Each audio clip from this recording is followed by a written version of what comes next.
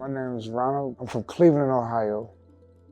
I've been in Kentucky probably 10 months now. I became homeless around 2020, coming home from federal prison. My mother ended up passing away. My father, he ended up passing away. So most of my life has like been me and my sisters growing up. And to me, being the oldest of 4 kids, I consider myself being a hindrance by like coming from the penitentiary and moving in with my siblings. I worked many jobs, like magazines, sold magazines door to door, sold furniture, did build furniture, did a lot of different things. So what it brought me to homelessness was a lot of people was trying to think it was drugs, because I caught a drug case when I did my federal time. You know, I was stereotyped, you know, like, hey, you was doing drugs, this is what it was. But then, like, one of my best friends ended up getting killed. I was having, like, anxiety attacks and PTSD and stuff like that. And it was to the point that I couldn't even be around people. So I just drifted off. And I ended up, like, I went to Florida, stayed in Florida for, like, 2 years. I went to Detroit, stayed in Detroit for like 3 years. When I came back home, everybody was everywhere. So like my sister stayed in Cincinnati, had a brother in Texas, and I was still there in Cleveland by myself. So the money I had from like my parents and stuff, they left me while I was locked up. I just was going different places, meeting different people, and it kind of helped me. Like, when I got here to Kentucky, the atmosphere is the pace that I needed to be in. I've always been in areas where it's like fast paced. You weren't on the ride, you were gonna get left behind, so I was always moving.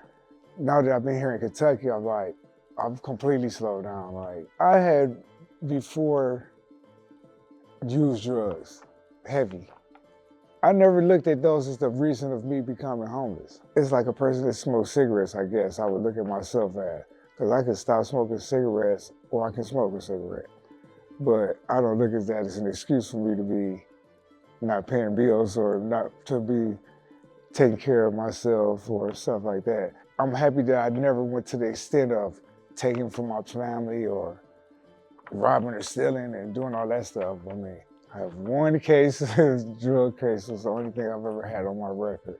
The way the government makes it look like, oh, he's an active because you have a felony or a case or you're not actively with your relatives, you're committing a crime or projected as a villain for no reason.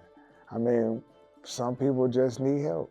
But it's a lot of individual counseling that people need. I've talked to a lot of people that I would think that they were on drugs or something like that, but man, I was like, man, this dude's cool, man. He's not on drugs.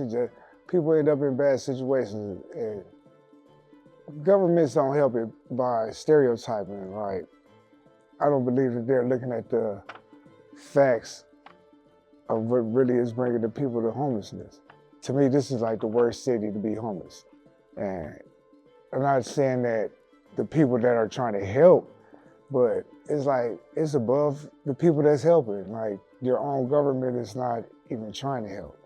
It's like everything is against homelessness to the point that they're gonna make situations worse. Situations get worse, not just because you're putting them in jail, and then, what do you put them in jail for? Sleeping, you know, trying to survive. And I don't see why it should be a barrier or even a defense for trying to help someone. It should never be a defense when you're supposed to be helping. We can make the situation better if we cooperate or if we do this or if we do that. So in order to develop things, we have to communicate. And communication is just not the board members. You have to actually do like this and come talk to people. It's a group effort. That's the only way it's gonna make sense from both sides, you know. I hope that eventually everything works out for the better. I want the best for everyone. Could you tell us a little bit about what a typical day would look like for you? The days go so quick for me, like, cause I just know where Springtown is, I know where the library is at, and I know where Mary Rose was at. Between those areas, that's how I had to live my life since I've been here in this 10 months. Plus, I'm trying to get myself together. Like, I'm going filling out applications all day. I'm going to interviews. When I fill out applications, I don't even understand how the heck I don't have a job yet. I swear, I mean, I fill out, and I know like my record is not bad enough for them to say, no, we can't hire you, or no this. And I believe it's just because I don't have a housing. And that's the only thing I believe it is. Because there's no way that I shouldn't have a job. I've been assistant managers. I've worked so many different areas in my life. I just wish I had my housing. I just wish to be up off of these streets. The waiting, that's my biggest thing. My waiting, I am so like, if I don't figure out something else to do, I don't want to just, I might as well be on the streets. I might as well sell drugs. I'm trying not to do that. You know what I'm saying? I'm gonna survive. You know, I'm 53 years old and I've been through a lot of stuff. So, I mean, as long as I get up and healthy, strong, and can help or make it to this point, I'm cool. But I don't like the situation. Don't get it. I don't like being homeless. It's not something that I look forward to. But you gotta do what you gotta do.